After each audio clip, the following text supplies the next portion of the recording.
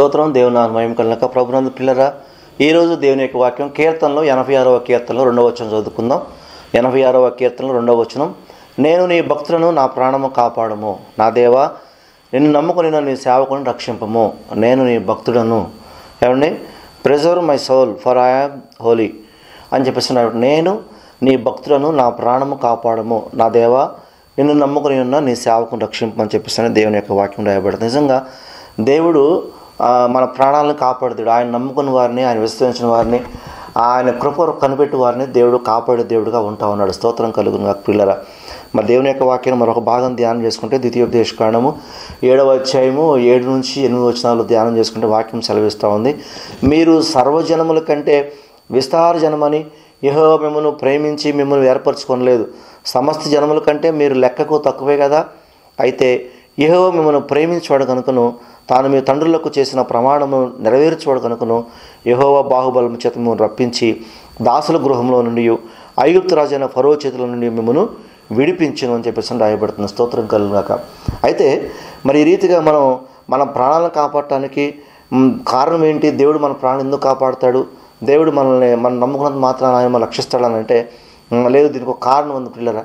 మనం గొప్పవారు అనే కాదు, లేకపోతే మనం పెద్దవారు అనే కాదు, మనం అధిక సంఖ్యలో ఉన్నటువంటి వారు అని కాదు, మనం ఏదో సామర్థ్యం కలిగినటువంటి వారు అని కాదు, తెలియగలిగిన వారు అని కాదు. కానీ పిల్లరా, దేవుడు మనల్ని ప్రేమించిన చేత. హల్లెలూయా.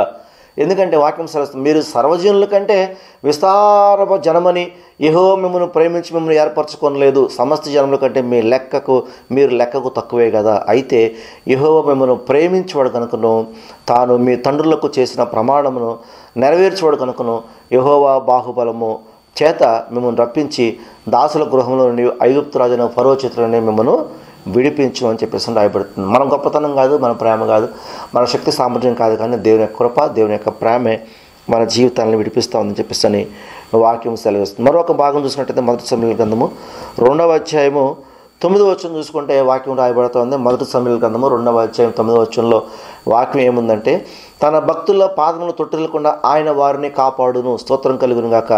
మన పాదాలు తొట్టిల్లకుండా అంటే చెడు మార్గాలు నడవకుండా ఆయన మనల్ని తప్పిస్తూ ఉంటాడు, కాపాడుతూ ఉంటాడు. ఆయన వారిని కాపాడును. దుర్మార్గులు అంధకారమందు మాటు మణుగుదురు, బలము చేత ఎవడును జయమునందడు. స్తోత్రం కలుగును గాక. బలము చేత ఎవడు కూడా జయమునందడు. తన భక్తుల పాదము తొట్టిల్లకుండా ఆయన వారిని కాపాడును. దుర్మార్గులు అంధకారమందు మాటు మణుగుదురు, బలము చేత ఎవడును బలము నొందడు అని చెప్పేసి దేవుని యొక్క వాక్యం సెలవిస్తుంది. దేవుని నామానికి మహిమ కలుగును గాక. పిల్లలు నిజంగా ఆయన భయముచ్చినటువంటి మనకి, ఆయన భక్తించిన మనకి, మన పాదాలు తొట్టిల్లకుండా ఆయన మనల్ని కాపాడే దేవుడుగా ఉంటున్నాడు. ఆయన మనపై కృప చూపించే దేవుడుగా ఉంటున్నాడు. ఆయన మన జీవితాలని మరి మహిమలకు తీసుకొచ్చే దేవుడుగా ఉంటున్నాడు. కాబట్టి దేవుని యొక్క వాక్యం సెలవిస్తుంది, నేను నీ భక్తులను నా ప్రాణము కాపాడమని చెప్పేసి అని మరి కీర్తనకారుడు 86వ కీర్తన రాస్తా ఉన్నాడు. దేవునికి స్తోత్రం కలుగును పిల్లరా.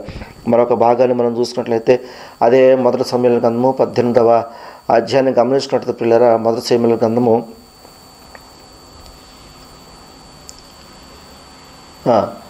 కీర్తనలో 18వ కీర్తనలో 19వ వచనంలో దేవుని యొక్క వాక్యం ఏమని రాయబడుతుందంటే, విశాలమైన స్థలములకు ఆయన నన్ను తోడుకొని వచ్చును, నేను ఆయనకి ఇష్టం కనుక ఆయన నన్ను తప్పించని మాట రాయబడుతుంది. విశాలమైన స్థలములకు ఆయన నన్ను తోడుకొని వచ్చును.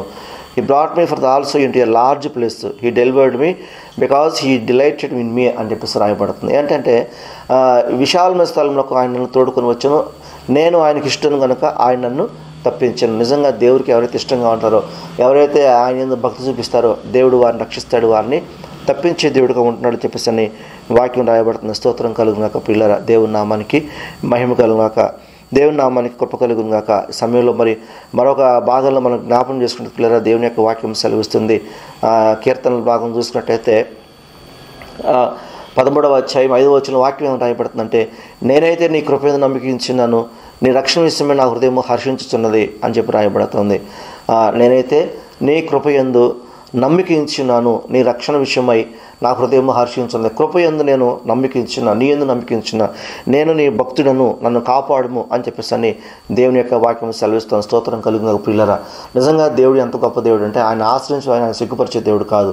ఆయన దగ్గరికి వచ్చిన వారిని ఆయన ద్రోహం చేసే దేవుడు కాదు, న్యాయం తెచ్చుకుని ఉండే దేవుడు కాదు ప్రియులరా. ఖచ్చితంగా ఆయన న్యాయం తీర్చే దేవుడు అయినాడు, పరిశుద్ధమైన దేవుడు అయినాడు.